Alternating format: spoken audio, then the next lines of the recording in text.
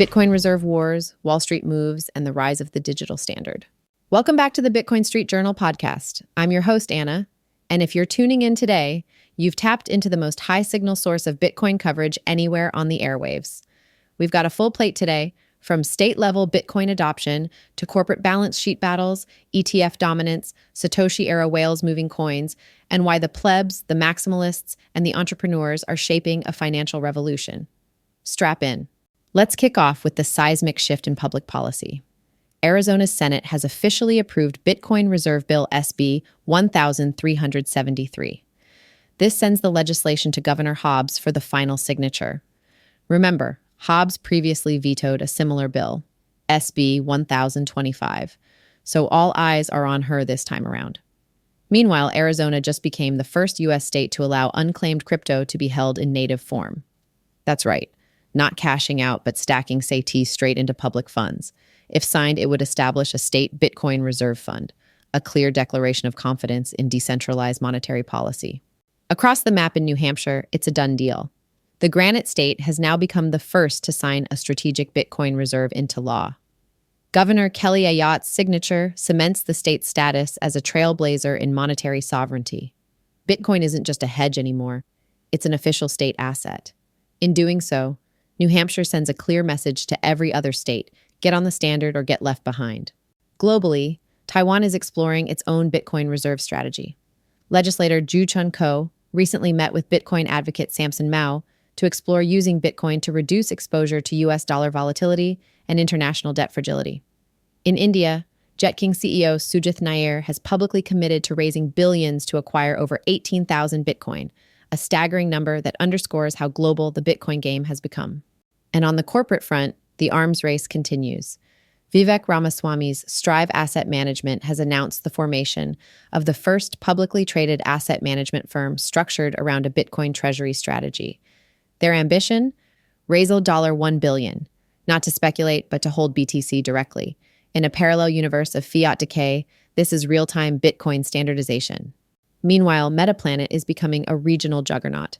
The Japanese firm not only added 555 BTC to their treasury, valued at yen 7.6 billion, but has been crowned the #1 stock in the entire Asia-Pacific region by lender-to-broker revenue from stock borrowing. CEO Simon reflected on how the firm went from near zero to over $1.4 billion in value, all thanks to their aggressive Bitcoin-first strategy. In their own words, Bitcoin changed everything. But wait, Jack Mallers isn't letting this bull run past without fireworks. The Strike CEO announced Strike Lending, a non-custodial lending platform that lets users borrow against their Bitcoin without ever selling it. You shouldn't have to sell the best-performing asset in human history to access liquidity, Jack declared. Now you don't have to. This is the architecture of a parallel financial system built from scratch, brick by digital brick. And that momentum isn't just coming from builders, it's being mirrored by institutional behavior. ETFs absorbed 15.83 times more Bitcoin than was mined last Friday alone. Let that number sink in. When demand outpaces supply by nearly 16, it's not a signal, it's an alarm bell. On-chain data backs it up. Over the past 6 weeks, wallets holding between 10 to 10,000 BTC added over 81,000 coins. At the same time, whales sold over 60,000 BTC to book profits on recent price action. Retail wallets under 0.1 BTC, meanwhile, sold off. That divergence, institutions accumulating while retail capitulates, often precedes major upside repricing. ETF action continues to prove that point. Spot Bitcoin ETFs brought in $142.3 million in fresh capital yesterday. Meanwhile, spot ETH ETFs saw $21.8 million walk out the door. Momentum is clear. Bitcoin is winning the narrative war. On the macro front, Treasury Secretary Scott Bessent said the quiet part out loud: the U.S. must remain the premier destination for digital assets. He also confirmed that U.S.-China trade talks are resuming this weekend, a potential geopolitical tailwind. The market responded immediately. Bitcoin spiked past $99,000, brushing up against the mythical six-figure zone. And while that was happening, the Federal Reserve decided to hold rates steady. Enter Arthur Hayes, who says Bitcoin is perfectly primed for an explosive rally. He's joined by voices like CZ and Standard Chartered, projecting targets anywhere from $250,000 to $1 million. You heard that right. The signal is getting louder.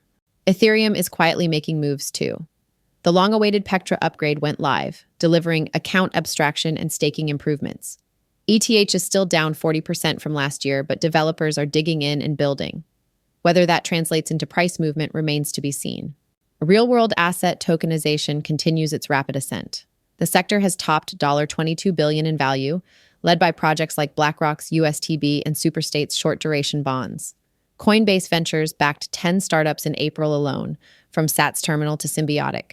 If Bitcoin is hard money, these platforms are building the rails. Business adoption up and to the right. River reports a 154% growth in BTC integrations among their clients since 2024. Tim Draper, never shy, says companies not holding Bitcoin are being irresponsible. His prediction, BTC at $250,000 by December 2025. Here's a stat that says it all. As of this year, more Americans own Bitcoin than own gold. 49.6 million versus 36.7 million. That's not just a generational shift. That's a monetary revolution in real time.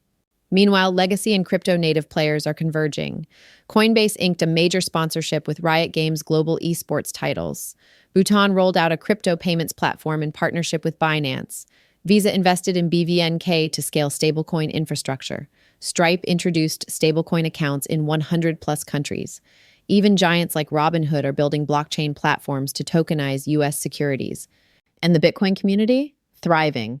Meme coin chaos aside, Gork, Grok, Doge, SHIB, the signal remains Bitcoin. Always has, always will. Before we wrap, here's to the value for value believers.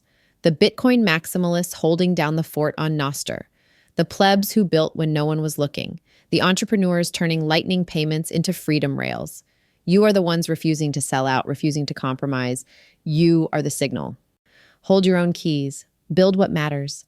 And to Anna's pleb friends on Nostr, keep memeing, keep zapping, keep stacking, and never let the fiat noise drown out the truth. I'm Anna, and this has been the Bitcoin Street Journal podcast. Until next time, stay sovereign, stay sharp, and I'll see you on the next block.